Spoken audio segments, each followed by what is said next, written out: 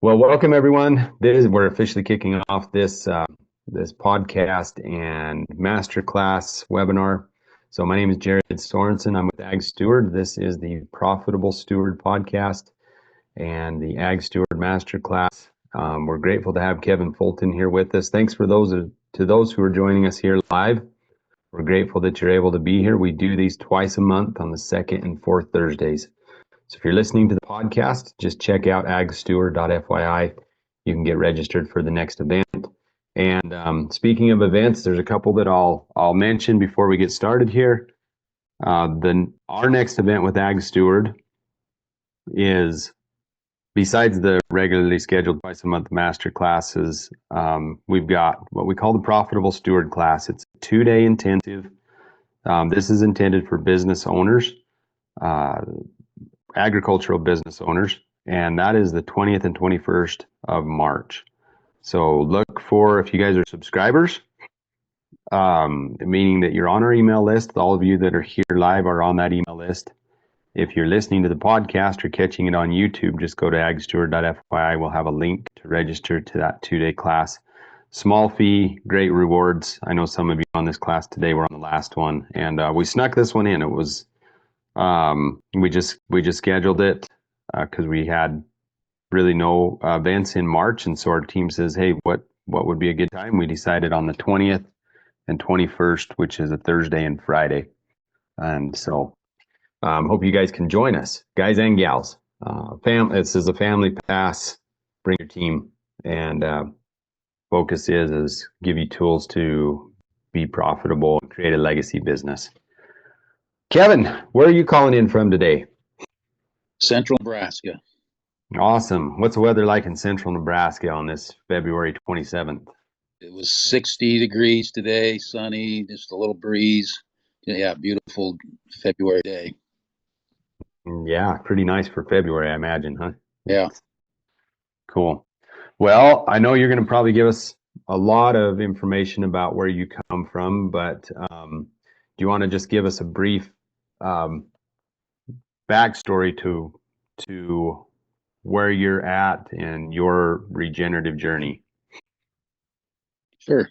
Yeah, I guess I'll kind of go over some of that as we go through the presentation. But I grew up on the family farm here in central Nebraska, where I'm at now, and started working on the farm at a really young age, 5 or 6 years old. Got my first cow when I was 10.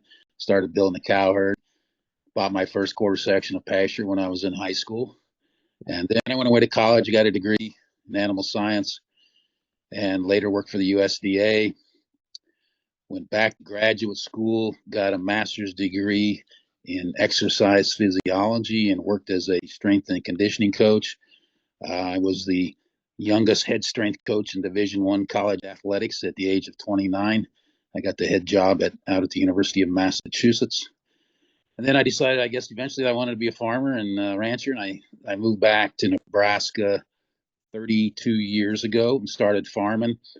Started out farming conventionally and got pretty disillusioned with that after a few years. I realized I was nothing more than a serf on the land, beholden to all the large ag conglomerates. Decided I was either going to move a different direction or get out of farming altogether. So it was in around 2002 that I just abruptly kicked all the Monsantans to the curb, and I stopped using all chemicals, fertilizers, soil amendments on all 2,800 acres that I co-owned and managed. Co-owned with my father and my brother at the time, and then I started moving, towards a regenerative organic model, and it's been work in progress ever since. And so we just keep plugging away, and I'll talk more about that as we go on. Oh, that's great. Well, we really look forward to it. That's our goal with Ag Steward, is to be able to get people that are actually applying what they're doing. It's not theory. And pretty much all the speakers on our podcasts and summits, they walk the talk.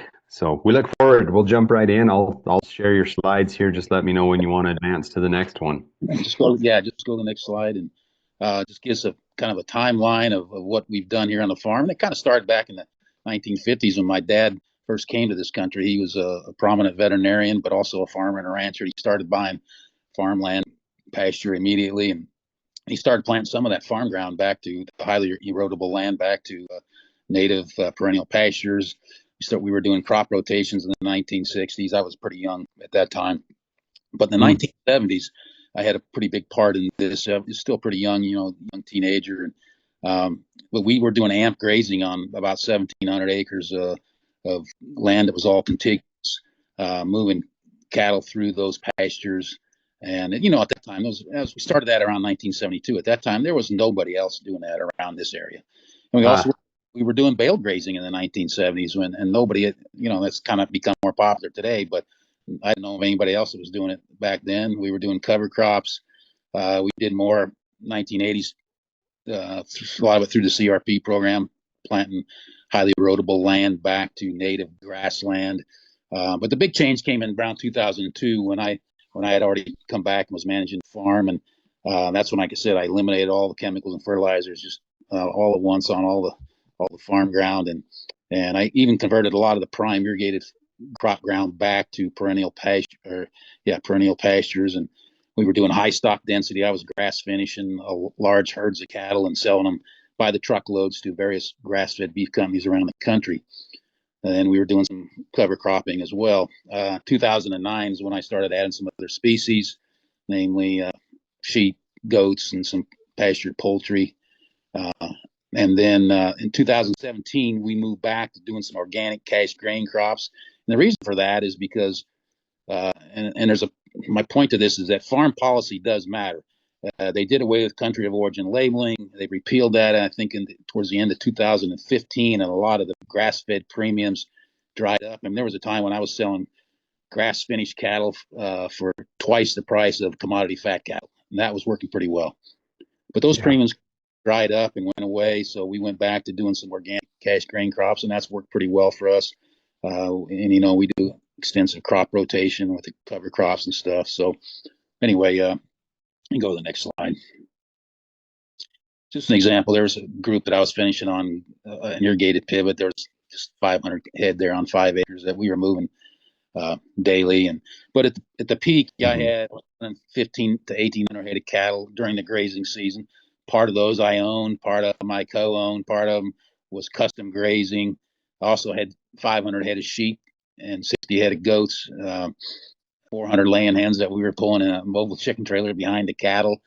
And at that time, we had about 40 miles of fences and 90 watering sites. And I've never owned a feed truck or never owned a feed bunk on this place, so everything is grass based. We obviously fed some grain to the chickens, but the ruminant animals never got any grain or supplements besides hay and some mineral in the wintertime. But okay, next. So I think, the big question we need to ask, are you getting financially rewarded for your regenerative practices? Because this is a business, and, our focus has always been on profit over production. Obviously, production is an important part of the equation, but, the banker and your creditors, they all want money. They don't really care too much about pounds or soil health or bushels. So we focus on, net profit per acre. And, without making a profit, you're not going to stay in business too long. And, but, the good news is that, with proper management, regenerative farming is congruent with higher profits. And if we want other farmers and ranchers to move in this direction, we've got to give them a financial incentive. We can't just talk about all the good things about soil health. I mean, that's the foundation. But to motivate people, we've got to show them the money. And, if you're like me, and I know I am, my only source of income is from farming and ranching. So if this doesn't work for me, I probably end up living in a van down by the river eating government cheese. And, and then there are days when that maybe seems like it might be a better option, but at least for now, I want to keep doing what I'm doing. So I have to make it work from a financial standpoint. You can go to the next. I want to talk just briefly about the keys to profitability. I could give probably a whole lecture on this, but the basic idea that I found that works the best is if you can reduce and even eliminate some of the high-priced inputs and then add value on the marketing end. That works pretty well. And there's a lot of different ways to do that. And also diversity is key. If you can diversify so you have multiple income streams, so you're not relying just on one thing. Because I mean, this age of specialization, a lot of my neighbors are, they're corn farmers, period. And they might throw in soybeans once in a while. They consider that a rotation. But diversity helps. And also looking at vertical expansion versus horizontal expansion. Most farmers have this idea that, well, if we want to make twice, bring somebody else back to the farm, we got to double our income. Well, we got to go out and rent or buy twice as many acres. That's how we expand. But there's a lot of ways that you can increase, your income on the existing acres, with vertical expansion, stacking enterprises, and different things like that. The other thing is it's important to adapt to the changes in what could be consumer trends, markets, farm policy, like I mentioned a few minutes ago. So those are different ways for keys to profitability. Let's go to the next one.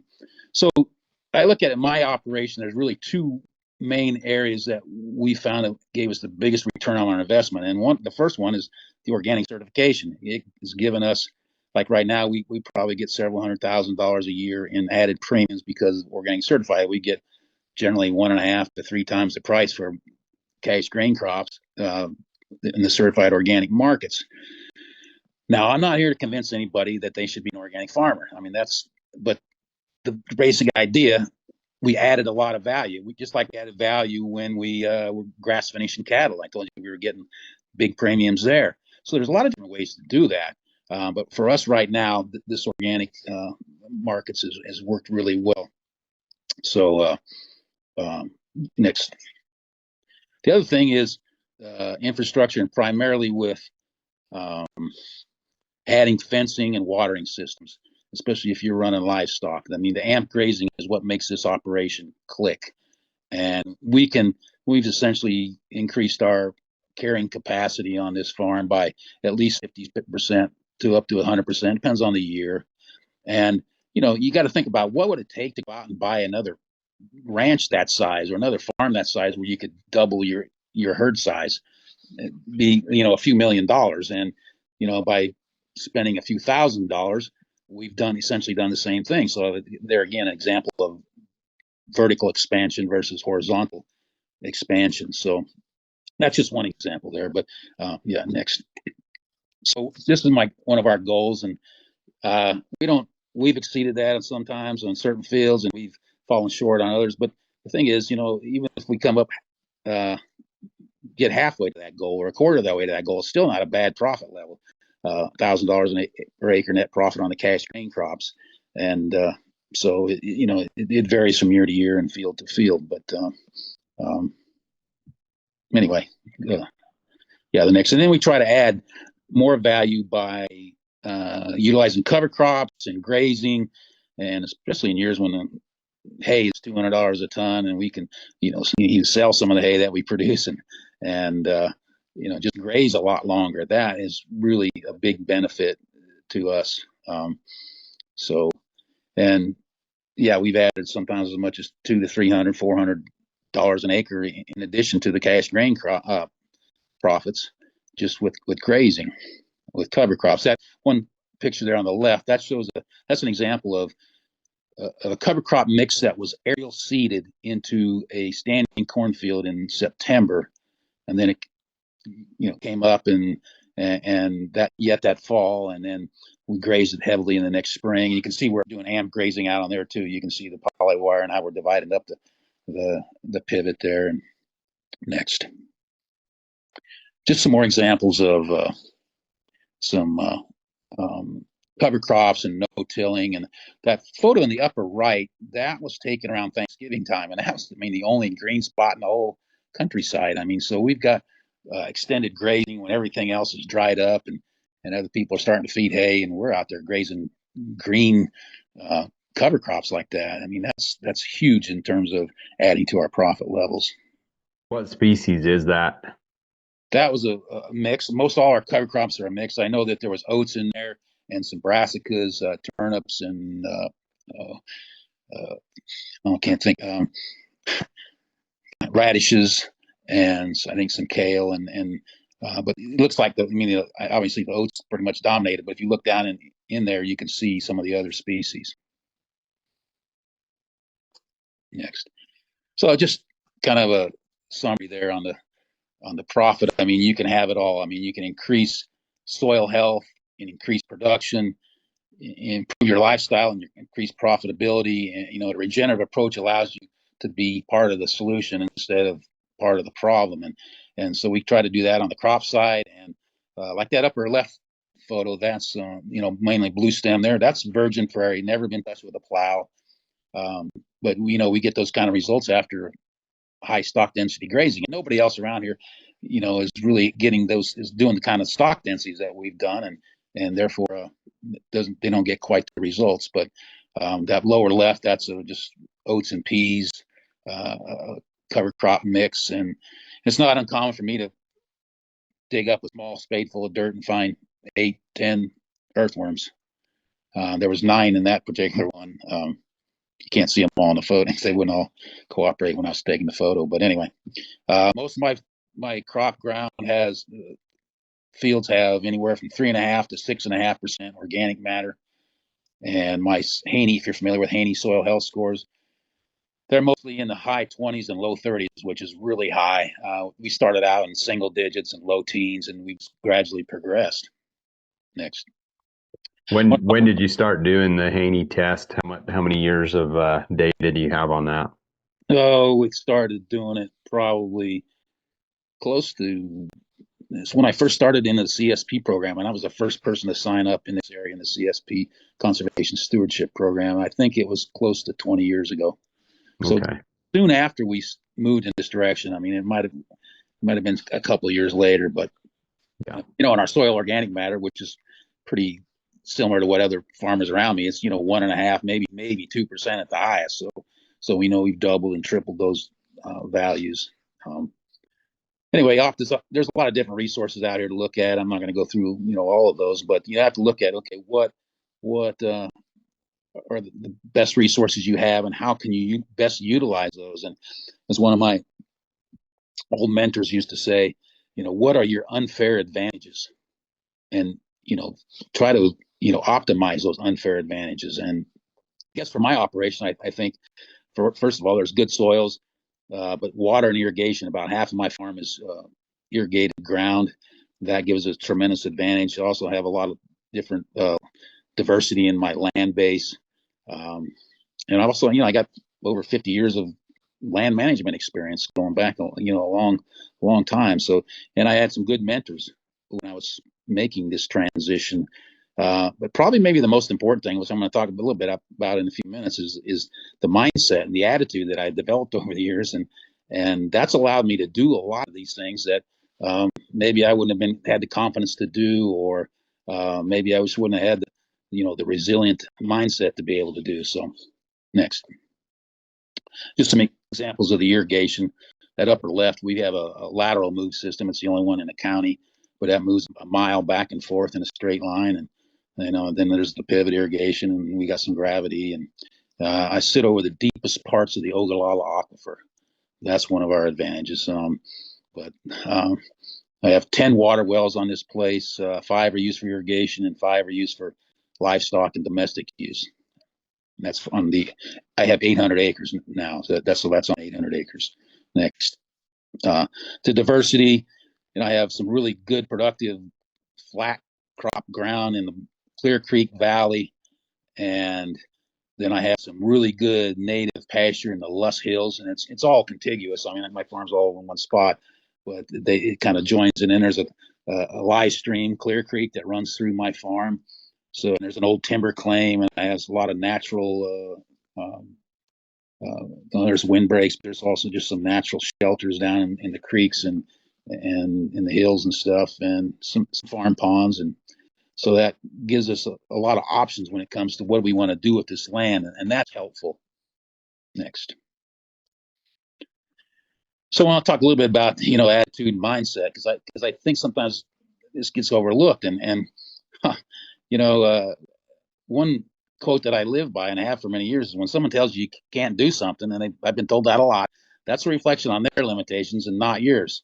And I think even if you look around at some of my friends in this movement, like, Gabe Brown and Alan Williams and Will Harris and Greg Judy and Mike Calicrate, some of those guys, I mean, when I hang around those guys, I realize, like, they really think different than a lot of the farmers that I know.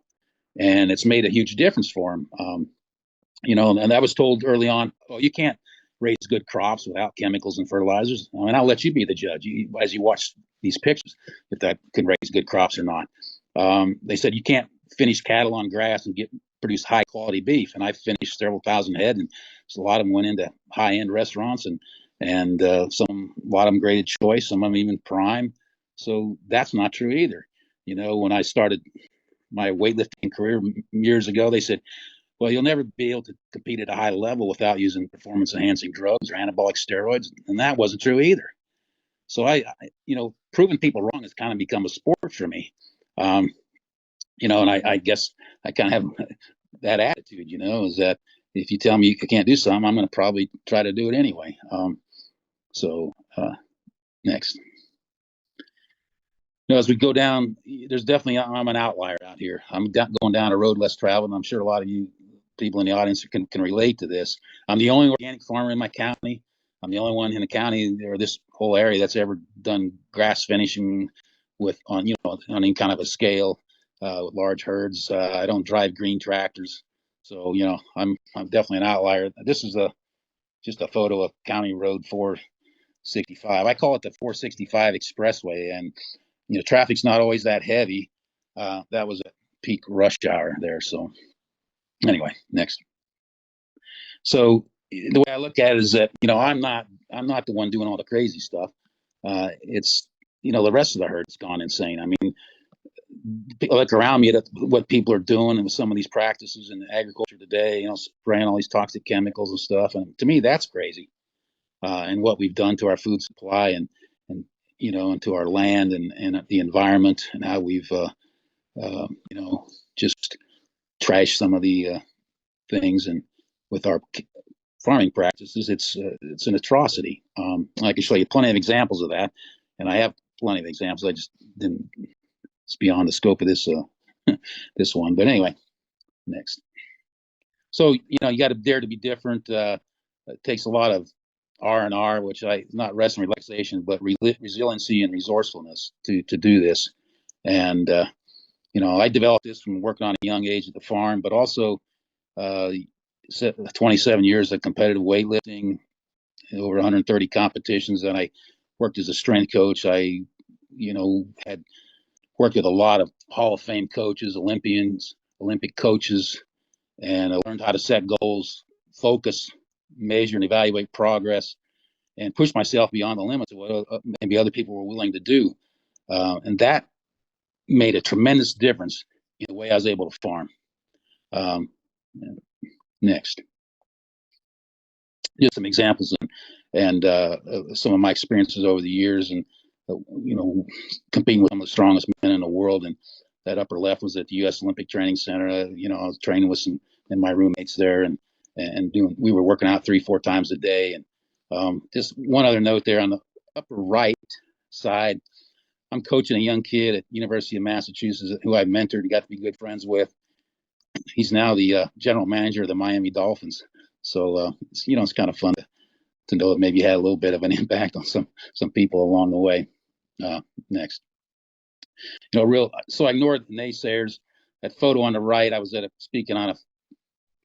giving a presentation on regenerative farming in upstate New York at an Amish farm, and I was doing some feats of strength, and some guy in the audience said, "Well, I bet you can't lift one of those Amish buggies out front." And I said, "All right, well, let's find out." And went outside, and I did, and I said, "Okay, well, it's your turn." Obviously, he thought, my limitations were the same as his, but he was wrong. So that just goes along with what that earlier thing was. But the defining moment for me, one of the defining moments, was in 2001. I went to Scotland to compete in the World All-Around Weightlifting Championships, and I was 41 at the time. I won that competition, got the best lifter award in my age group, and then it was a 2-day event. The day after, we went up into Aberdeenshire, and I attempted to lift the Denny stones. A lot of people say, well, there's no way you're going to be able to lift them. I mean, you're a fat old farmer training in a 100-year-old barn, and some of the strongest people in the world have tried and failed. And at that time, only a few people had ever lifted them. Well, I became the second American and the 14th strongman in history to lift the legendary Denny Stones in Scotland. And when I came home from that, it took my confidence level to an even higher level. And that's when I really started moving forward on transitioning my farm. I felt like I could do anything. And I knew that when people said I couldn't do something, it didn't really register with me. It's like I just ignored them. And that's allowed me to do a lot of things that I wouldn't have been able to do otherwise. So anyway, next. Talk about resiliency. All I have to do is drive down the county, one of these minimum maintenance road, and I realize that, our history is a great example of resiliency. Mother Nature does it best. And that upper right, you can see there's a layer of really good topsoil about 15 feet down from the surface area. And that was from millions of years ago. This area was like a African savanna type environment. There's bones that I found. I found those last summer. I had a paleontologist from the University of Nebraska look at those, and he said they're bison from about 10,000 years ago, he estimated. Anyway, that's a buffalo wall there on the bottom photo. On the bottom right, it's an old prominent wagon trail going through here, and a sod dugout site there just above that.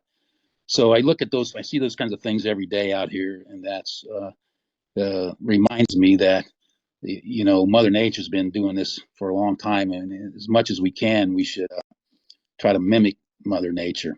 Next.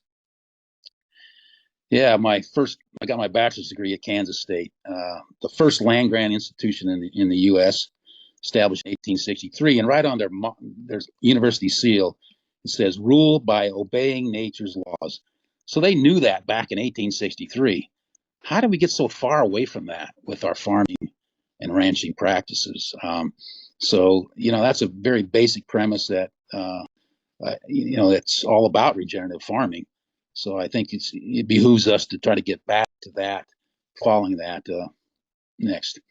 So we try to do that as much as we can with our farming operation, practice biomimicry, and just some examples. I mean, we just got all kinds of diversity when it comes to animals and plants. We figure we have at least over 150 species of plants on our farm, and I don't know how many animals, but any insects, because we don't wake up every morning trying to kill something every day. So we're not spraying, trying to kill insects or plants and those kind of things. And you can really see a difference on how that stuff really thrives, and the diversity.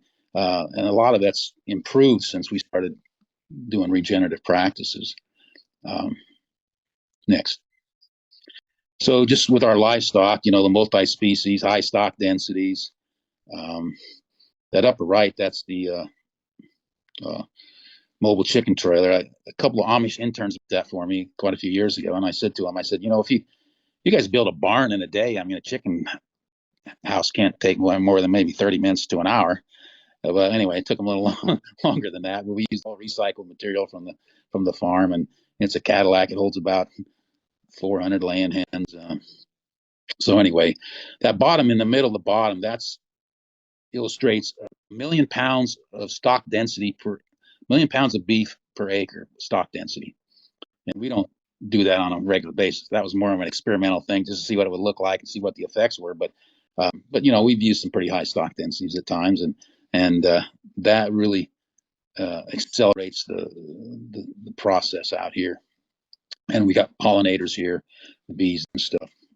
Yeah, next. Just more examples. You can see where we rolled out hay on the native pastures and increased our legumes and native legumes, and introduced species as well, alfalfa and some clovers and stuff. So we let the animals do that. Next. Just more of the legumes, lots of sweet clover. And the upper left there, it shows a situation where there's the 465 expressway again. But anyway, the photo, the farm on the left side of the road is a neighboring farm. And the landowner asked me, she said, "What are you spraying on your pastures to make them look so good and they're so much more productive than mine?" And I had to break the news to her. it's not about what we're spraying on the pastures, because we weren't spraying anything. It's about what we're not spraying on the pastures, because they routinely, like most people around here, spray pastures to try to control noxious weeds and those kind of things. And so they kill all the clovers and ruin the plant diversity in those native pastures, which is a shame. I would never go back to using those chemicals ever. Next.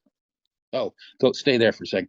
That upper right, that's a lead plant, which is a native legume. You don't see a lot of it because it doesn't tolerate herbicides very well. Okay, next.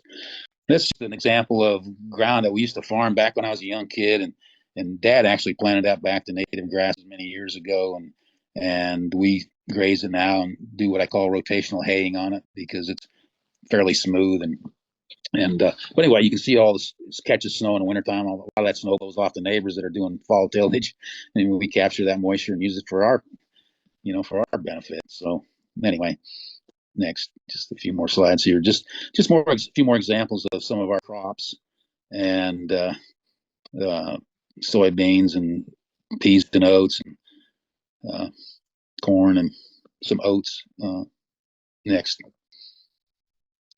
So we're building a forage chain we can do year-round grazing. And I just gave a complete 45-minute presentation on that here at a conference a few weeks ago on building a forage chain. So we do that utilizing crop residues and cover crops and native pasture and irrigated pasture.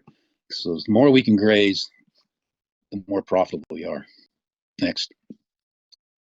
Down here to the last slide. So I hate to show this, but you also, the last point I want to make is you got to brace yourself for the unexpected. Farm life is going to throw a lot of curveballs at you. Not everything out here is raspberries and rainbows. So you have to prepare for that. A lot of things you can't control, like the weather and stuff, but the resiliency helps you get through that. One last photo there. It's just the sunset. So that's all I have. I like that. That's pretty awesome. Yeah, we'll ask some questions here. If you guys want to, if anybody on here live can post a question in the chat or raise your virtual hand, we'll unmute you. So, yeah, thank you for that presentation, Kevin. That's pretty inspiring.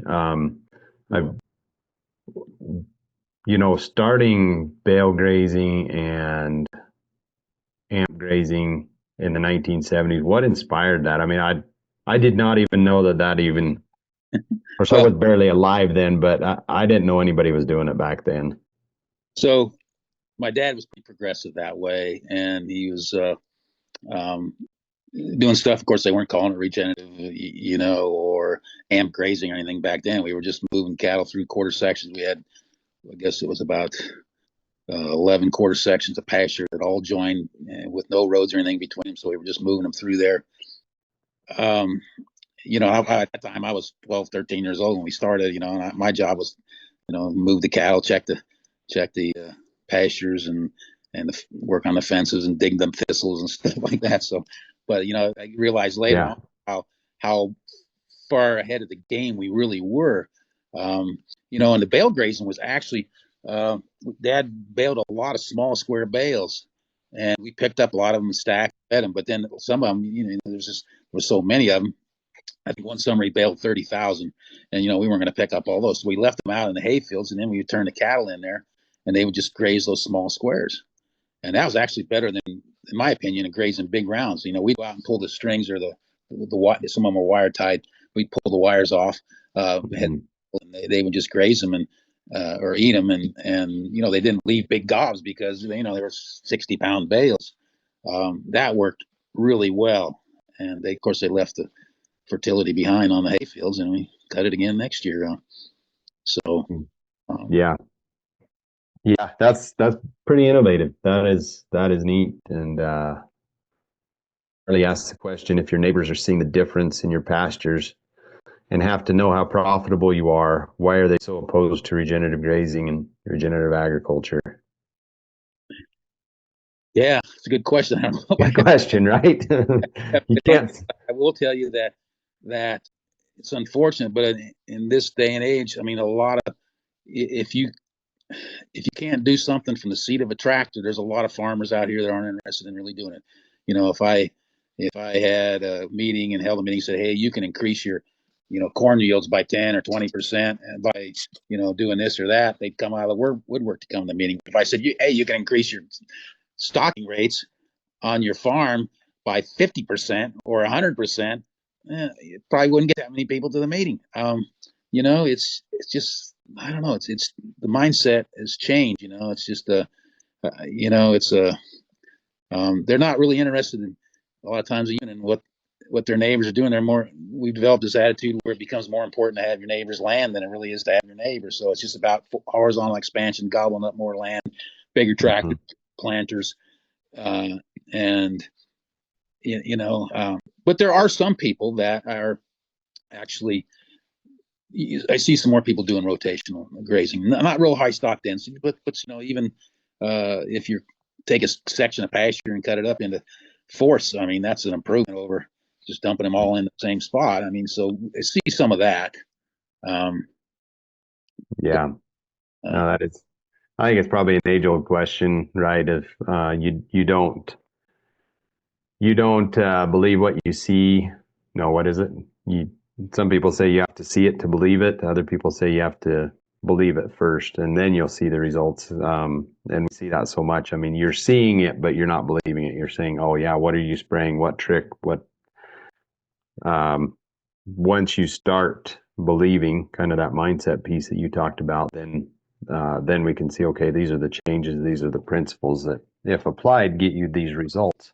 So, and there's been times in the winter when I've up a poly wire and it's it's halfway blizzarding, and I'll see the neighbors going by with their tractor and the feed wagon and stuff, and they're probably laughing at me like, oh, look, he's out there rolling up poly wires and trying to put in step in post. But I'm grazing and they're taking the feed to their cattle. So I mean, so they're not willing to do what I'm doing. I think is part of the problem.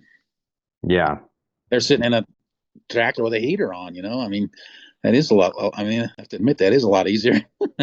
sure. Yeah. Well, we get a lot of questions about profitability, and that was the number one concern in the last two summits that we did. Our informal poll of all things that could be of concern to you right now, profitability was number one. And I know there's no easy answer. Like, there's not one thing, but if you were to, I guess, say what are two or three things that will no doubt help your profitability of your farm or ranch, what would you recommend? I think it all keeps, every time I think about that question, it all comes back to that one concept that I threw out earlier, is that reduce and even eliminate some of your high priced inputs.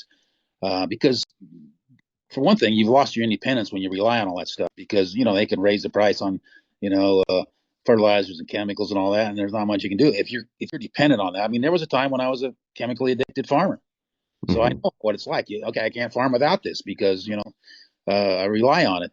So you gain back some independence, but you're not paying for those, and then if you can somehow add value on the marketing end, and there's a lot of different ways to do that. I mean, even if it's 10% here or there on something you're raising, that's going to help. But I mean, if you can add lots of value and reduce inputs, that's really key.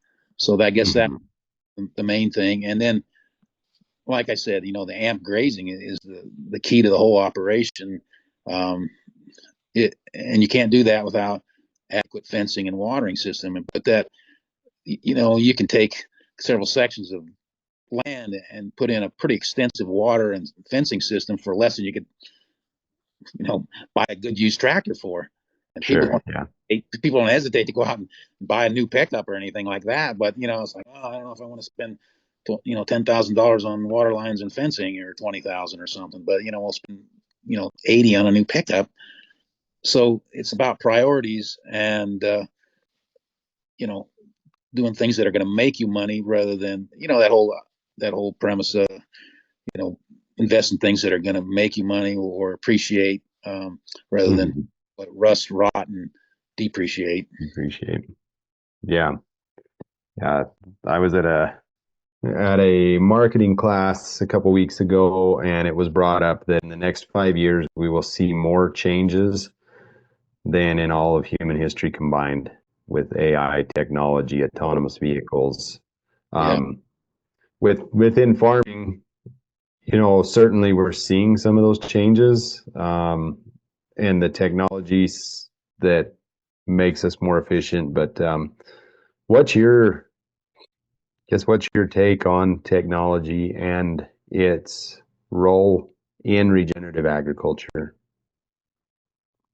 Yeah. Well, um, first, I should say that I'm a little bit old school in Yeah, that way. Um, I use some technology, and one of the things that we get criticized about being organic or regenerative is like, well, you can't go back and farm the way Grandpa farmed. And I'll tell you what, my grandfather was born in 1871, and he started farming at 8 years old because his father died. And he went in the late 1870s. The concepts that he used worked then, and they still work really well now. That's crop rotations and not using chemicals and fertilizers. But we can apply modern equipment and technologies to those concepts and kind of have the best of both worlds. Now, I believe some technologies are useful. There's a lot of them that have unintended consequences. So I think a lot of it depends on how we use those. When it comes to for me, when it comes to planting crops and cultivating, GPS just means going pretty straight. Uh, but I do have a GPS system on that linear irrigation uh, system that I showed in the photo. So I'm not opposed, but I'm 65 years old, so I didn't, a lot of this technology came on, later in my life, so I don't always feel comfortable with it. So I think the answer to your question is it depends, I think, in how we use it. And some things are going to be really advantageous, like robots that can come out here and cultivate the weeds out of a field instead of using chemicals. To me, sure. that could have, and there's machines that'll do that now, but they're like $1 million for the, for, for the machines, for the robots. But Yeah. things like that. But then there's other things that are going to have unintended consequences that I can't even really speculate on at this point. I mean, I don't know. It's hard to say where this is all headed. Yeah, no doubt. And I guess my thesis is God mandated stewardship, gave us dominion over everything. I don't think that will ever go away. Stewardship is not something that can be replaced by AI, Yeah. by a robot. Our farms still need to be stewarded. Yeah. How we choose to do that, whether that's, a self-driving tractor, or, a horse and a plow, is very much up to us and what works within our context, right? Yeah. Yeah. I mean, the auto steer helped me in some ways, especially with doing cultivating corn and soybeans and stuff. Not, I don't feel comfortable with it. I mean, but it's not that I think that's a bad thing. Yeah. But, yeah. Yeah. And it's certainly an interesting time that we live in. Mary Beth, thanks for your question. I'll just read it here. We are in year one, wanting to shift to regenerative cropland, starting on a single farm, going no-till, planning on soybeans, but there hasn't been any cover crops yet. Do you go cold turkey on fertilizers and chemicals or ease into this? Also appreciate any advice on year one cover crop strategy after the crop is harvested. And she does not have livestock yet. So thank you, Mary Beth, for that. I mean, I think, yeah, it's definitely situational. It depends on, what kind of weed pressure you have out there. And, one thing I need to clarify, when I said I stopped using chemicals and fertilizers on all 2,800 acres all at once, only about 500 acres of that was what would be considered tillable cropland. The rest of it was all mainly native grass and stuff. So that was a lot easier. And so it wasn't like I was, you know, racing corn and soybeans on 2,800 acres or anything close to that. Mm-hmm. Then, on the 500 acres, I started planting a lot of that back to uh,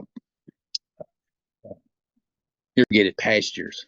And when we were grass finishing cattle, and the livestock took care of all the weed pressure, and they were recycling that, and adding fertility, and we had legumes in the mix. So that's how we made that work. And I only had about eventually then I moved to where I only had about 100 acres of we were doing cover crops on, and we were grazing that too. So,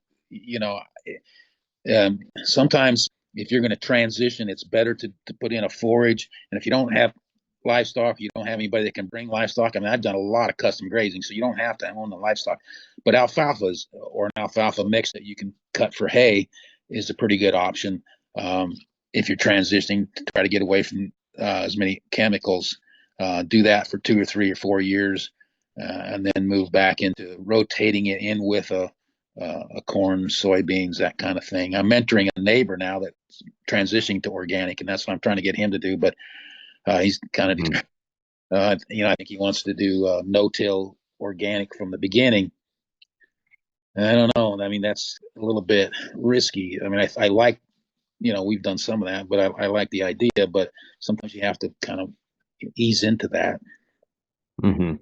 Yeah. I don't know if I answered that question or not, but if not, yeah, you can unmute if you want to, and add some further clarification. But so with that, with zero chemicals, and if you are integrating cover crops and you don't have the option for a chemical burn down, you're just terminating them with livestock or with the weather. You asking me or her? Yes. Yeah. We terminate them with combination of livestock and tillage. Yeah. Oh, okay. Mm-hmm. Yeah. And so that, I guess, speak to that, because that's almost heresy to say tillage, right, in the regen world, right? So it's like, but the context matters. That's one of the principles too. So we can't just say, well, we're going to adopt all 6 soil health principles or however many there are without first looking at context. So and I try to minimize tillage, but what I tell people is, based on what I've seen out here, I don't know any situation in nature where nature applies toxic chemicals to the land. I can show you places out here where livestock have tilled up the land more aggressively than I ever have with tillage tools, and plugged up the land after a big rain. You got high stock densities. You're like, oh, I know people drive by on the road and say, oh yeah, you ruined that pasture, didn't he? And you just give it enough rest. I mean, the bison did that, hundreds of years ago.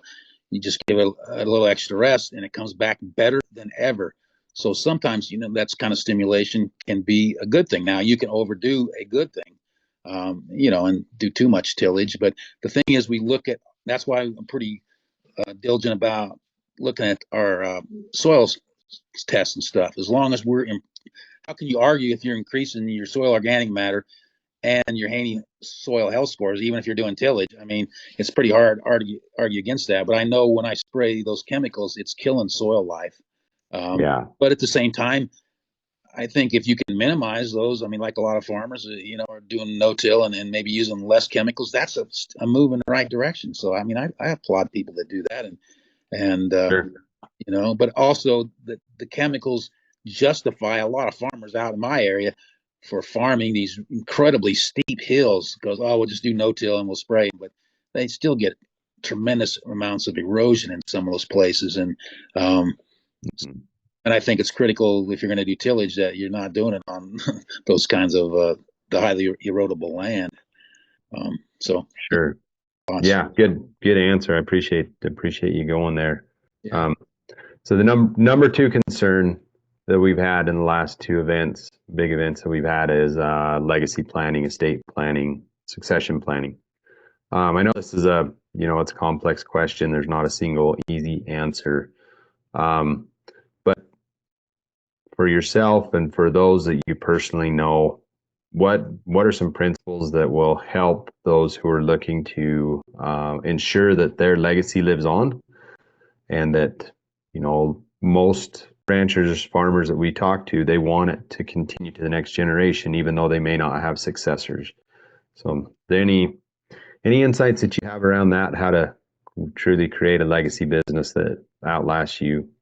Yeah, well, that's a point that I sometimes cover in my more extensive presentations. I think that's one of the most important parts of regenerative agriculture that we sometimes leave out. We've got to regenerate our people, the next generation. because my point is that if I don't have someone that's going to take over and do this, and let's say, I die, then this farm's going to get sold to the highest bidder, and you know what's going to happen. Everything I've done in the last 25 years is going to get unraveled in the first year or two, and that would make me roll over in my grave. So I think it's important that whether it's family members or you've got somebody else that can come in and start to transition and farm it the way that you'd like to see that continue. That's important, but it's not necessarily easy to find people because a lot of people don't, like I mentioned before. I mean, why aren't more people doing this? Because a lot of people don't want to do what I'm doing and what a lot of the regenerative farmers are doing. I mean, sometimes there is more labor involved, and that's kind of a turnoff for some people. So I don't know if I have a good answer, but we need more farmers on the land, and we need them to be farming with regenerative principles. And I've got 3 kids, and several of them are interested in coming back, but they're young yet. And I got a daughter that did a internship with the Rodale Institute, if you're familiar with them.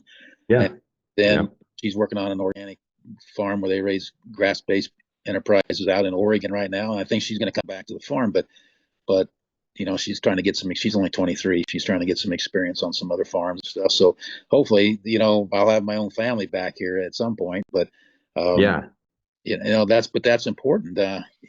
Because otherwise, like I said, it just all comes to abrupt stop when you're done or you're gone.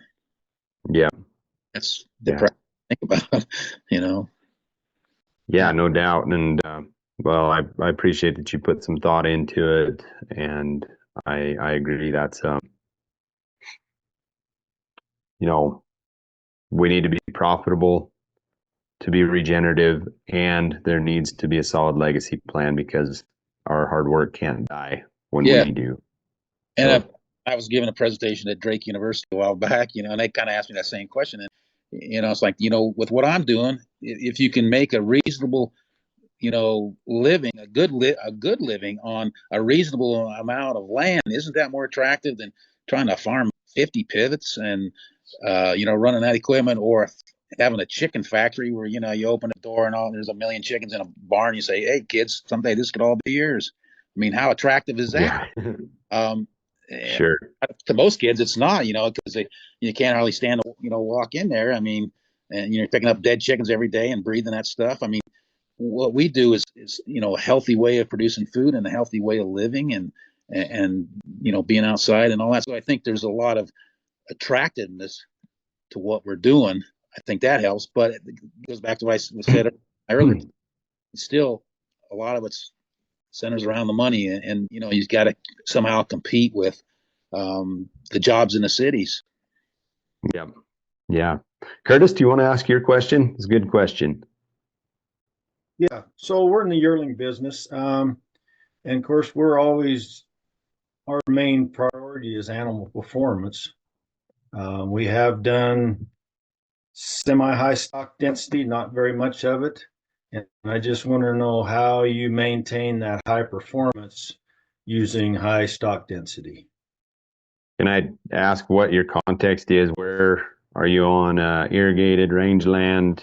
What kind of production is your typical So this pasture? is mainly native range in northeast Wyoming, no irrigation.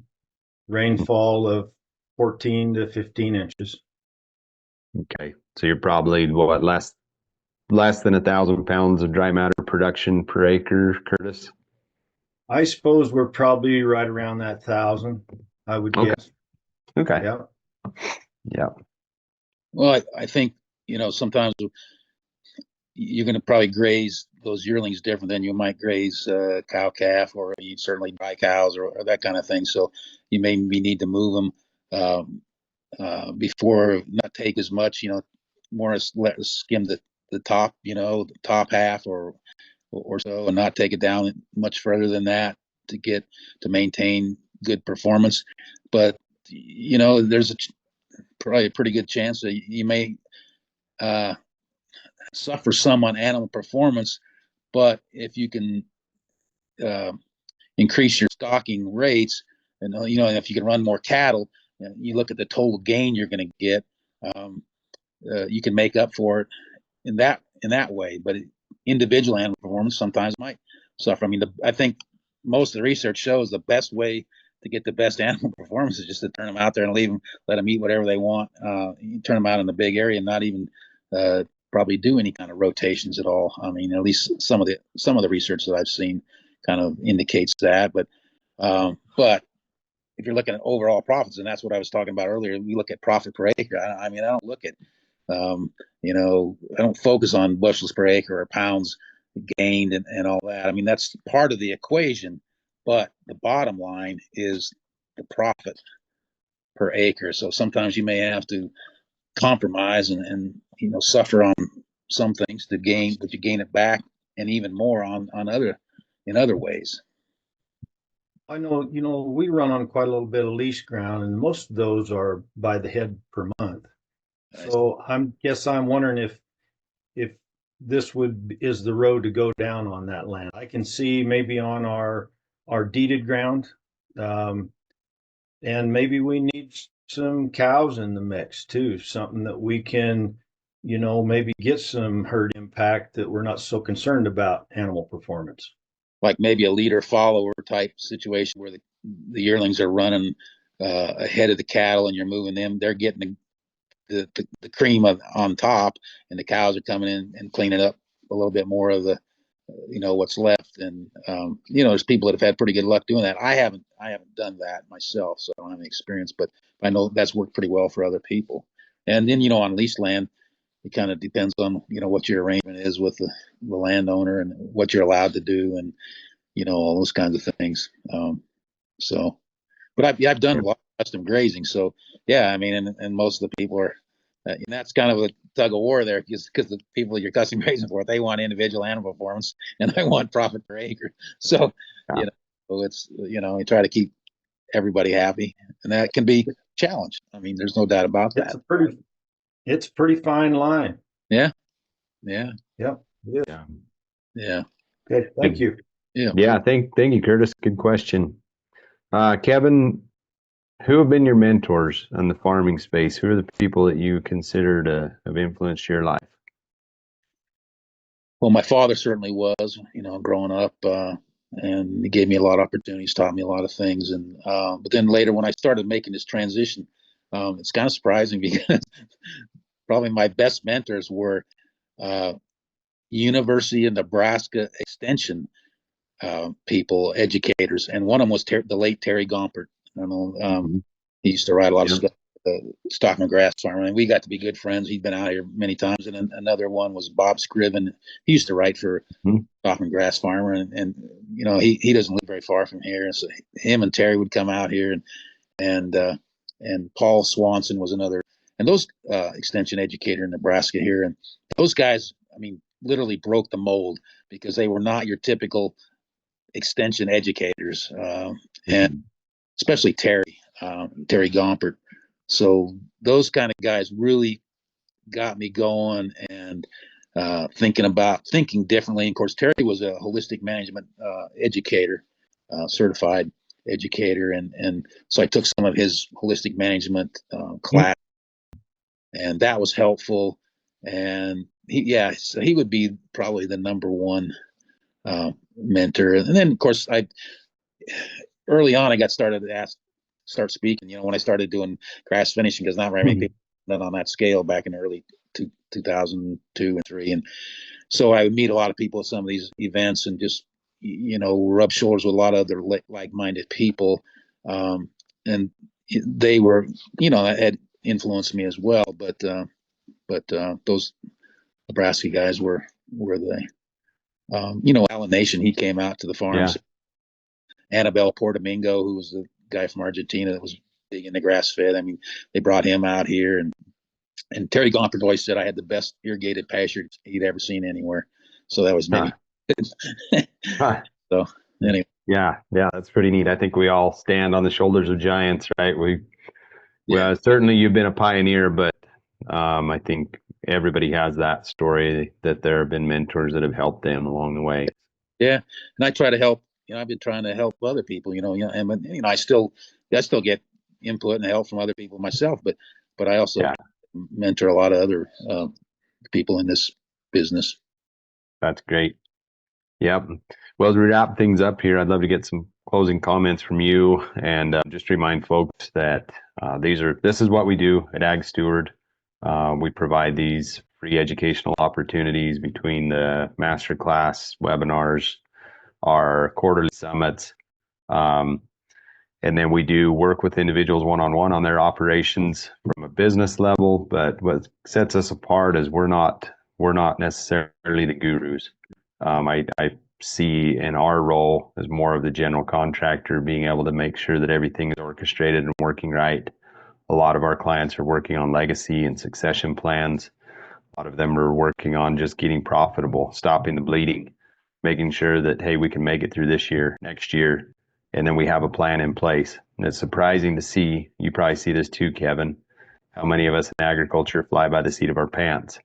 And it floors those that we outside of our industry when they say, what's your 3-year plan? And what's that? I just hope I get through this year. So we challenge that and we say, hey, let's make sure you get through this year, but let's look down the road. If we're going to create a legacy business, we need to be sure that there's this foundation in place to be able to do that. So it's an honor to work in this industry. I mean, talk about salt of the earth people, just wonderful, wonderful people who are committed to stewardship. And, we can't beat up on anybody, right? Those who were taught that chemicals were the way and synthetics were the way and heavy tillage and set stock grazing, they're probably doing the very best that they were taught and knew. And a lot of times we're educated to do that way. And now we're just learning, hey, there's a different way. And if you apply some of these principles, you will get, in most cases, better results. Like Curtis said, not always, right? You can't follow it by the book. You adapt it to what works for you. So with that, thanks, Charlie. Thanks, Curtis. Thanks to those who jumped on, especially you, Kevin, for dedicating some time here. I'd love to get some closing comments from you if you'd like to share and wrap things up.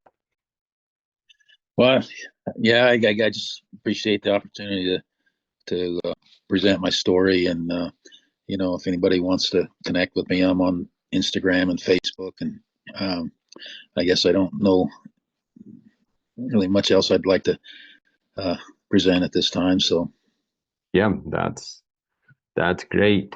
That is great. We appreciate that. And I'm on to LinkedIn if people use LinkedIn. Okay. Yep. Absolutely. Good to know. Well, yeah. Thank you, Kevin. So yeah, definitely look him up. And I think that's how we got connected, was just through Facebook, watching what you're doing. I'm like, and this guy's cool. Let's get. If you can just Google Kevin Organic Farmer, and then stuff just starts. I mean, there's a lot of stuff out there, so that's all you need. There's videos and some other webinars and lots of articles and some YouTube interviews and videos and documentaries. A few documentaries I've been in, and so